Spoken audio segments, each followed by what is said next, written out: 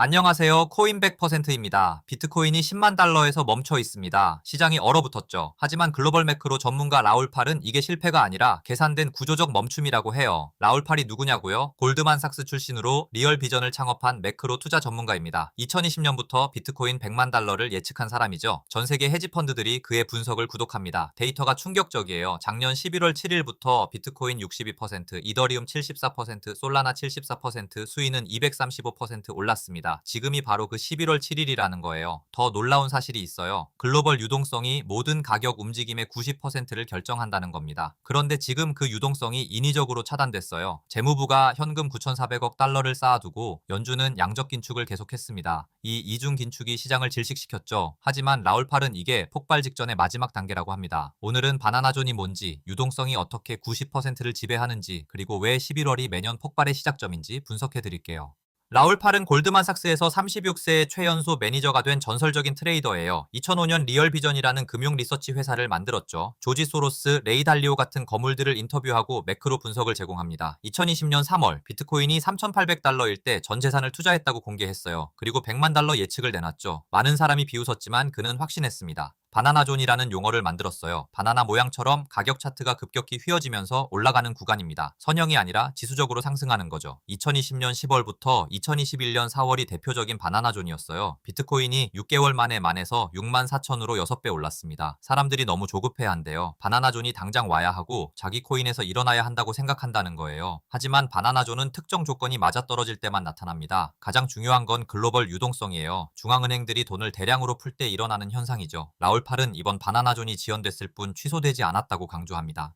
라울팔의 핵심 주장입니다. 글로벌 유동성이 비트코인 가격의 90%를 설명한다는 거예요. 글로벌 유동성은 전 세계 중앙은행들이 만들어내는 돈의 총량입니다. 미국 연준, 유럽 중앙은행, 일본은행, 중국 인민은행이 찍어내는 돈을 다 합친 거죠. M2라는 지표로 측정해요. M2는 현금과 예금, 단기 금융상품을 포함한 통화 공급량입니다. 쉽게 말해 시중에 돈은 돈의 총량이죠. 데이터가 이를 증명해요. 2020년 3월 코로나로 글로벌 M2가 20% 늘었을 때 비트코인은 3,800달러에서 6만 달러로 16배 올랐습니다. 2022년 연준이 돈을 걷어들이자 비트코인은 6만 9천에서 1만 5천으로 78% 폭락했죠. 상관계수가 0.94라는 건 거의 완벽한 상관관계예요. 유동성이 늘면 비트코인이 오르고 줄면 떨어진다는 겁니다. 이렇게 단순해요. 관세, 전쟁, 규제 다 노이즈입니다. 유동성만 보면 돼요.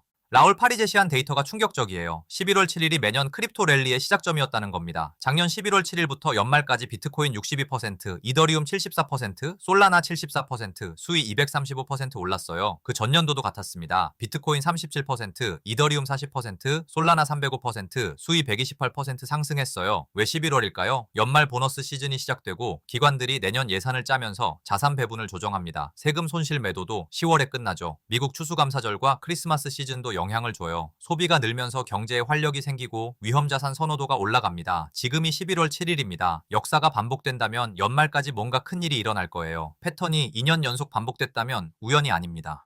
라울 팔이 지적한 유동성 메커니즘을 이해해야 해요. TGA와 영래포입니다. TGA는 재무부 일반 계정이에요. 정부가 세금 받고 지출하는 통장이라고 생각하면 됩니다. 정상적으로는 6천에서 7천억 달러를 유지해요. 그런데 지금 9,400억 달러예요. 3,400억 달러를 더 쌓아둔 겁니다. 이 돈이 시장에서 빠진 거죠. 정부 셧다운 때문에 지출을 못하고 있는 거예요. 영래포는 리버스 레포입니다. 은행들이 남는 돈을 연준에 맡기는 거예요. 하룻밤 맡기고 이자 받는 주차장 같은 겁니다. 2021년엔 영래포가 2.3조 달러였어요. 지금은 3천억으로 거의 다 빠졌습니다. 이 돈이 시장으로 나오면서 자산 가격을 밀어올렸죠. 문제는 영래포가 고갈됐는데 TGA는 늘어났다는 거예요. 유동성 공급원은 막히고 흡수원은 커진 겁니다. 그래서 시장이 숨을 못 쉬는 거죠.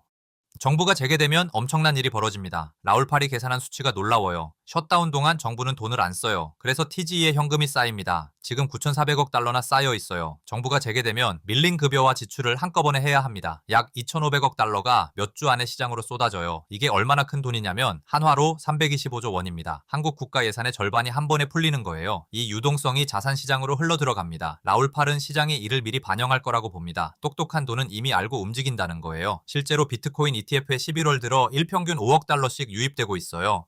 연준의 정책 변화가 핵심입니다. QT 종료와 SLR 완화예요. QT는 양적 긴축입니다. 연준이 2022년부터 매달 950억 달러씩 QT를 했어요. 연간 1.1조 달러를 시장에서 빼낸 거죠.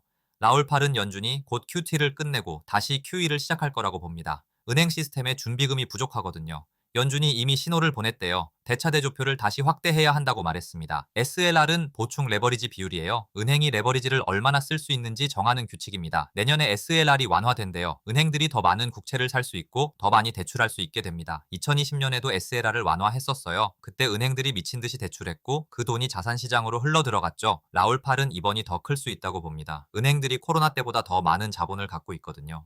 라울파리 알트코인 시즌을 예측하는 지표가 ISM입니다. ISM은 공급관리협회예요. 이들이 매달 기업들에게 경기를 물어봅니다. 그 결과가 ISM 지수죠. 50이 기준입니다. 50 위면 경기 확장, 50 아래면 경기 수축이에요. 쉽게 말해 경기가 좋냐 나쁘냐를 숫자로 나타낸 겁니다. 알트코인이 비트코인보다 잘 오르려면 ISM이 50을 넘어야 한대요. 경기가 좋으면 사람들이 더 위험한 투자를 하거든요. 현재 제조업 ISM은 46.5입니다. 아직 50 아래죠. 하지만 개선되고 있어요. 3개월 전엔 40이었거든요.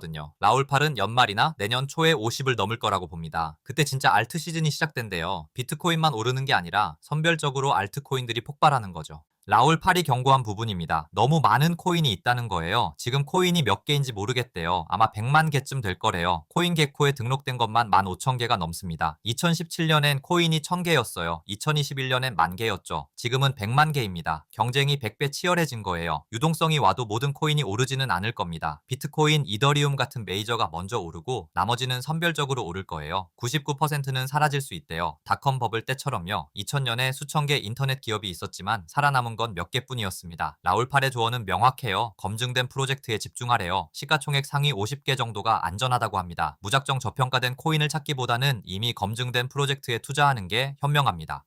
라울팔의 단기 전망과 장기 전망입니다. 비트코인 10만 달러는 심리적 지지선이에요. 기관들이 이 가격을 기준점으로 봅니다. 쉽게 무너지지 않을 거예요. 라울팔은 연말 15만 달러도 가능하다고 봅니다. 유동성이 돌아오면 50%는 쉽게 오를 수 있대요. 작년에 11월 7일부터 64% 했다는 걸 잊지 말라고 강조합니다. 장기적으로는 더 대담해요. 2032년까지 디지털 자산 시장이 100조 달러가 된대요. 현재 3주에서 33배 성장하는 겁니다. 비교하면 전 세계 주식 시장이 100조, 채권 시장이 130조예요. 디지털 자산이 주식 시장만큼 커진다는 거죠. 비트코인만 20에서 30조 달러 시총이 가능돼요. 개당 100만에서 150만 달러입니다. 금 시총 13조를 훨씬 넘어서는 거예요. 경제적 특이점도 예측합니다. 2030년부터 AI와 로봇이 생산성을 폭발시킨대요. GDP가 매년 10%씩 성장할 수 있다고 합니다. 크립토가 이 변화의 중심이 될 거래요. 오늘은 라울팔의 바나나존 이론, 글로벌 유동성의 90% 지배력, 그리고 11월 7일의 역사적 패턴을 분석해봤습니다. 핵심은 간단해요. 유동성이 모든 걸 결정합니다. 정부 재개로 2,500억 달러가 풀리고 연준이 QT를 멈추고 SLR이 완화되면 바나나존이 시작됩니다. 11월 7일이 시작이라면 지금부터가 진짜예요. 역사는 반복되고 있습니다. 영상이 도움되셨다면 구독과 좋아요 부탁드리고 다음에도 유용한 정보로 찾아뵙겠습니다. 감사합니다.